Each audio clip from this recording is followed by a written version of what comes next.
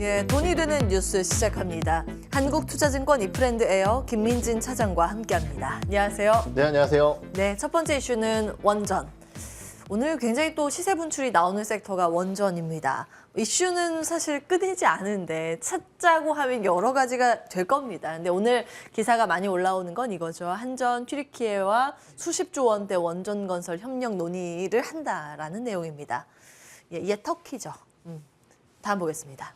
먹는 터키랑 이름 똑같다 그래서 바꿨대요.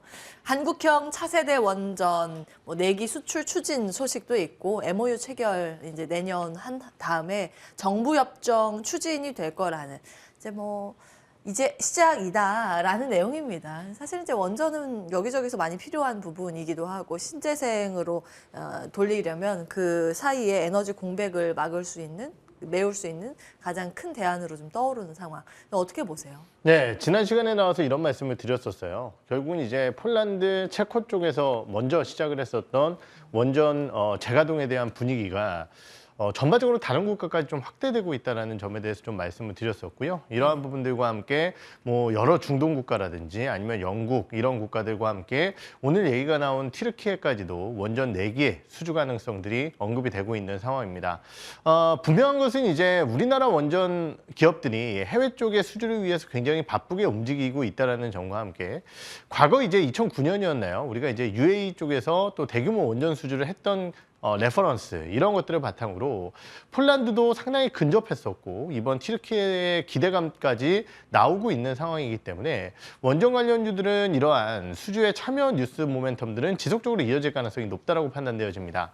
그런데 그때도 말씀을 드렸지만은 그러면 이거 수주에서 언제 매출 발생시킬래? 이게 사실 골치 아픈 거거든요. 거기에 대해서 우리가 불과 몇 달 전이었습니다. 폴란드 쪽의 수주 거의 우리가 하는 줄 알았었죠. 하지만은 여러 가지 이제 미국과 폴란드의 관계라든지 거기에 대해서 이제 웨스팅하우스가 또 계속 태클을 걸고 있는 상황입니다. 그렇기 때문에 넘어야 될 산들이 좀 있다라는 측면에서 봤을 때 우리는 원전 관련주들을 볼 때 1차적으로는 기대감은 유효하다라는 판단이었고 그때도 중장기적인 부분으로서의 포트 편입 가능성은 유효하다라고 말씀을 드렸었던 것 같아요. 거기에 대해서 조금 더 이 기업들 자체가 강력한 주가의 흐름을 분출하기 위해서는 이러한 수주 참여 뉴스 소식이 아니라 우리가 수주를 확정했다라는 확정 뉴스가 좀 필요하지 않을까라는 판단을 조심스럽게 드려보도록 하고요. 다만 이제 최근 시장 흐름 자체가 워낙 테마의 순환매라든지 이러한 부분들과 함께 시세를 내고 있는 시장이기 때문에 원전 관련주들 같은 경우는 지속적으로 관심을 가져야 되는 섹터다라고 말씀을 드리겠습니다. 네, 이게 수출로 연결이 돼서 실적이 찍히느냐 하고 지금 시세를 구분해서 볼 필요는 있다라는 굉장히 중요한 부분을 말씀을 주셨습니다. 일단 지금은 테마성 자금에 의한 상승을 부정할 수는 없는 거고요. 지금 이게 MOU 체결도 아직 안 들어간 거고 체결하고 나서부터도 다시 이제 논의를 해야 되는 거기 때문에 하나의 잊을 때마다 나올 만한 소식 정도로 보시면 될 것 같습니다. 투자의 관점에서는 지금 상승세를 시연을 하고 있는데 어디까지 오를 수 있을까, 어디까지 좀 힘을 받을 수 있을까라는 부분은 어떻게 분석하시는지요? 최근 사실 원전 관련주들 주가를 보면은 해당 이러한 뉴스들 때문에 4, 5일 이렇게 연속적으로 간다 이러한 모습들을 많이 보지는 못했어요. 그렇다고 한다면은 오늘뿐만이 아니라 오늘 포함해서 하루 이틀 정도의 단기 뉴스 주가의 흐름을 생각해 볼 수 있을 것 같고요. 다만 이제 방금 얘기를 했잖아요. 저희가 MOU도 있고 정부와의 여러 가지 협의도 있고 사실 이게 국가 대 국가 간의 비즈니스이기도 하고 세일즈이기도 해서 웨스팅하우스 자체가 아주 큰 기업은 아닌데 이제 미국 대 이제 한국의 뭔가 파이 싸움이라고 해야 될까요? 그렇게 보는 구도가 그렇죠. 또 특허 이슈도 계속 있기 때문에 문제로 작용을 하고 있고요. 다만 이제 뉴스 모멘텀들이 나올 만한 것들은 계속 있다라고 판단을 합니다. 그러한 부분들의 기대 요인은 유효하다고 판단을 하고 종목 기준으로 봤을 때는 여러 차례 말씀드렸지만 지난번과 똑같습니다. 제가 두산 에너빌리티인가요?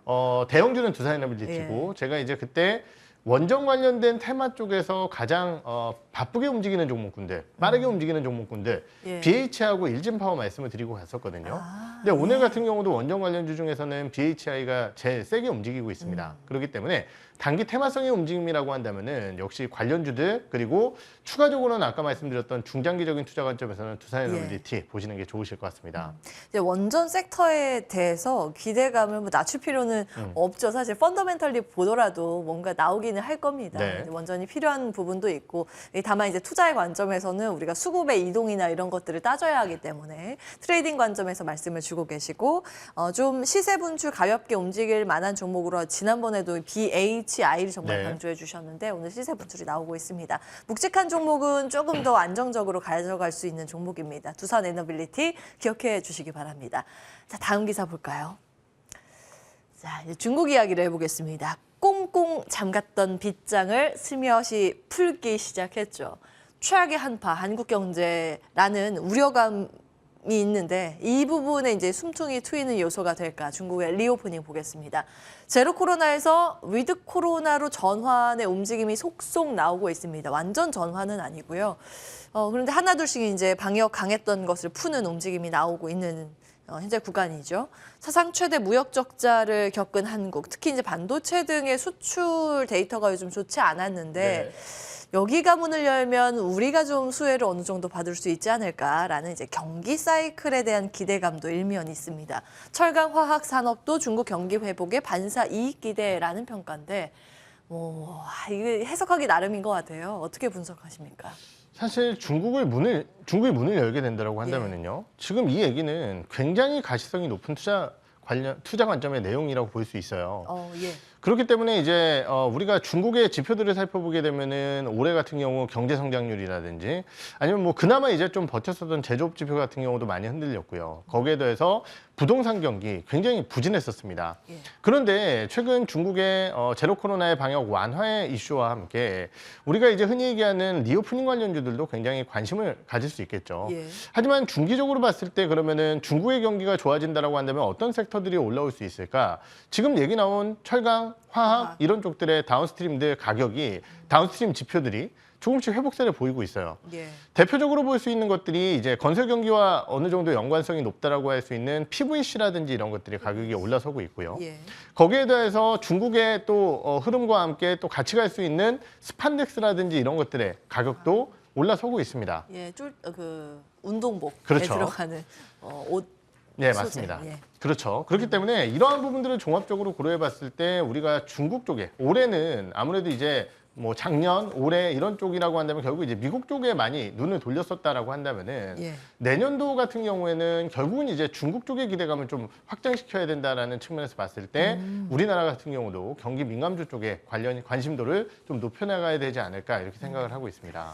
자, 여러 가지가 예, 궁금합니다. 네. 일단 중국이 열면 수요가 아무래도 늘어나기 때문에 네. 어떤 수요가 늘어날 것인가가 하나의 포인트, 그리고 이 수요가 늘어나면서 경기가 회복세를 보인다면 전체 경기에 대한 포인트이거든요. 네. 좀 나눠서 조금 더 안정적으로 지금 접근 가능한 섹터가 무엇인지 골라주신다면요. 네, 우리가 이제 문을 열었는데 예. 공급까지 크게 늘어나게 되면은 그 섹터는 사실은 힘들 가능성이 있어요. 주가는 많이 빠져 있지만은. 예, 공급과 수요의 논리죠. 그렇죠. 기본적인 논리입니다. 그렇기 때문에 이제 전반적으로 공급 쪽에 대한 부담감이 좀 완화된 상황 속에서 네. 수요의 증가가 실적을 이끌 수 있을 만한 기업들을 찾아봐야 된다는 판단이 되고요. 예. 그러한 측면에서 저는 효성 TNC라는 기업을 좀 지켜보고 있어요. 옷 관련해서 그렇죠. 예. 효성 TNC는 원래 이제 나일론이라든지 폴리에스테르 그리고 스판덱스 이런 예. 것들을 대표적으로 하는 기업이고요. 기타 산업자재 쪽에서는 타이어 보강제라든지 이런 것들을 합니다.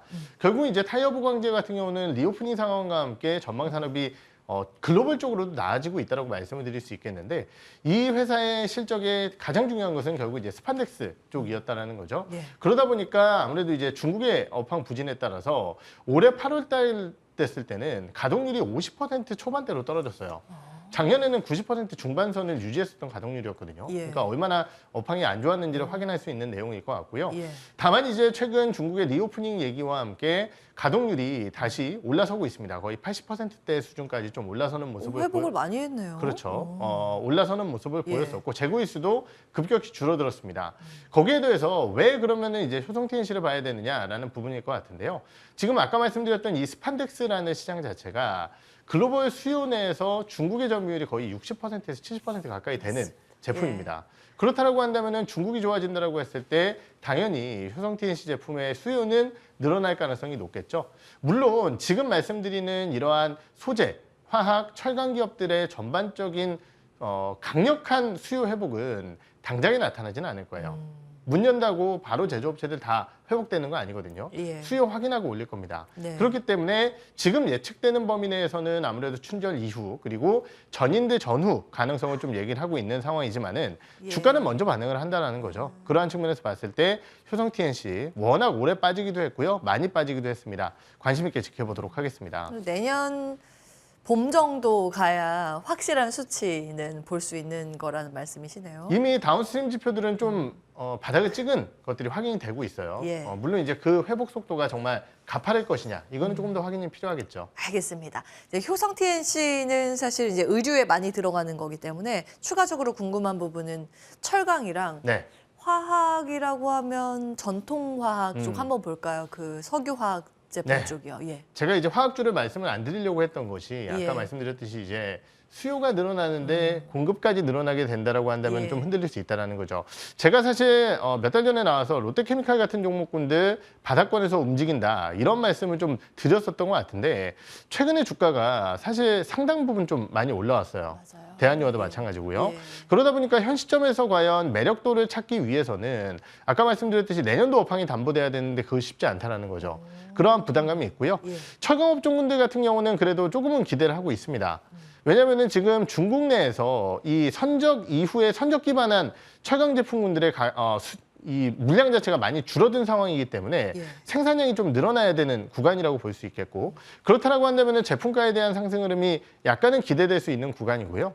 전방 산업이라고 할 수 있는 조선 그리고 건설 자동차 이렇게 세 개를 봤을 때 건설업황 같은 경우는 최악을 지났다라고 평가를 하기는 어렵겠지만은 계속적으로 분양 물량 자체는 이어지고 있는 상황이고 자동차와 조선 같은 경우는 내년도 자동차는 이제 이익적인 측면이 아니고요. 예. 생산적인 측면에서는 올해보다 나아질 겁니다. 그렇기 때문에 예. 철강주 같은 경우는 조금 더 나은 상황이다.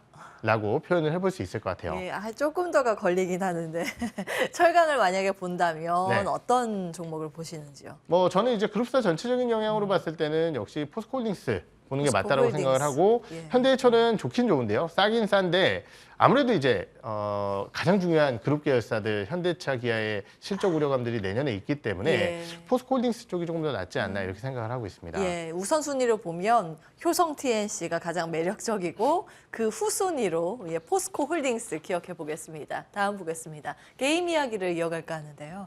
요즘 게임주의 주가 반응이 또 심상치 않은 그런 모습입니다. 싸고 실적 좋고 해서 외국인이 게임주를 담는 모양입니다. 이달에 들어서 어제까지 데이터인데 외국인이 뭐 NC소프트를 굉장히 많이 남았어요. 82억 원, 827억 원 정도 순매수고 그 다음에 위메이드, 컴투스, 카카오홀딩스, 넥슨게임즈, W게임즈도 조금씩 담은 모습 다음 보겠습니다. KRX 게임 지수 반토막의 가격 매력이 커졌다. 이게 뭐 가장 크게 주목을 받은 것 같기도 하고 호실적도 한몫을 했다라는 이야기. 뭐 그 빈살만 왕세자도 좋아한다면서요? 게임을 한국 게임을 어떻게 보세요? 뭐 굉장히 여러 가지 분석이 있겠죠. 예. 그런데 이제 저도 방금 이제 오냉커가 얘기를 했던 것처럼 왜 올라왔을까? 결국은 예. 많이 빠져서 올라왔다라는 게 가장 중요한 얘기일 것 같아요. 뭐 많이 말씀을 드렸지만은 10월 달부터 나왔었던 시장의 반등 흐름 속에서 결국 우리가 굉장히 오랫동안 소외됐었던 주요 섹터들의 반등 흐름이 나타나면서 그만큼 많이 빠졌었던 게임주들의 반등 흐름이 나타났다고 표현을 해볼 수 있을 것 같고요. 지금 이제 실적 흐름 자체야 3분기에 좋은 실적을 보였었던 기업들이 몇 개 있습니다. 그런데 그 기업들의 4분기 실적이 좋을 것이냐. 물론 이제 우리가 게임주들 같은 경우는 일반적으로 4분기에 학생들의 방학이라든지 이러한 부분들 때문에 성수기라고 표현을 하지만은 전반적으로 이 인플레이션 상황하에 경기 둔화 우려 이러한 부분들과 함께 과연 신자기 공백이 큰 상황 속에서 과금력이 유지될까 이러한 부분들에 대한 걱정거리가 분명히 생기고 있다는 거죠. 그래서 저는 게임주들 뭐 항상 많이 빠졌을 때는 긍정적으로 좀 봤지만은 현재 주가가 이렇게 올라온 상황 속에서는 분명히 고민이 필요하다는 판단이 되고요. 그러한 상황 속에서 종목군별로의 대응 전략이 필요하다라고 좀 생각을 하고 있습니다. 많이 빠져서 단기 저가 매수라는 쪽에 조금 더 무게 중심을 싣고 분석을 해주셨습니다. 요거 좀 특이하거든요. 네. 위메이드 3호는 외국인은 어떻게 보시는지. 이게 이것도 저는 뭐 특이한 그냥 현상? 저가 매수예요? 예, 그냥 저가 매수라고 생각을 합니다. 외국인도 그냥 단기로. 네. 아, 그렇군요. 자, 그러면 이 게임주를 지금 투자하기에는 네. 어떻게 보세요? 말씀드렸듯이 이제 종목군별로마다 좀 차이가 있다라고 생각을 하고 예, 어떤 종목? 예, 제가 불과 이제 한 두세 달 전 이런 말씀을 많이 드렸어요. 게임주들의 여러 가지 이제 가장 중요한 카탈리스트가 콘솔, PC로의 이전이다라고 좀 말씀을 드렸던 것 같고 예. 그때 이제 네오이즈가 블리즈컨에서 피해 거짓이라는 게임으로 굉장히 좋은 이 상을 받았었고 아직까지 출시는 남았습니다. 네. 그리고 이제 크래프톤의 칼리스토 프로토콜 그리고 내년도 상반기에 예정되어 있는 NC소프트의 프로젝트 TL까지 고려를 해봤을 때 이쪽이 굉장히 좋다라고 말씀을 드렸었는데 예. 이미 그쪽 같은 경우는 주가가 한 바퀴 돌았다는 판단이 되고요. 그러면은 지금 우리가 앞으로 시장을 어떤 쪽에 포커스를 맞춰야 되느냐라고 한다면 결국 실적이라고 생각을 하고 예. 게임주들의 실적의 가장 중요한 부분은 결국 신작입니다.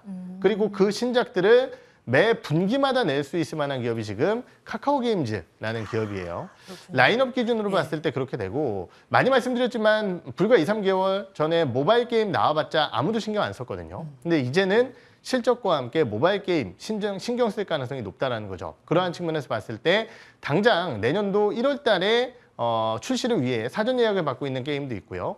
1분기, 2분기, 3분기, 4분기까지 매 분기마다 여러 가지 MMORPG라든지 이러한 게임들의 출시가 예정돼 있습니다. 그렇기 때문에 타 게임사들 대비해서 신작 모멘텀이 강한 카카오게임즈가 내년도에도 그나마 실적을 좀 기대할 수 있지 않을까 이렇게 생각을 하고 있습니다. 예.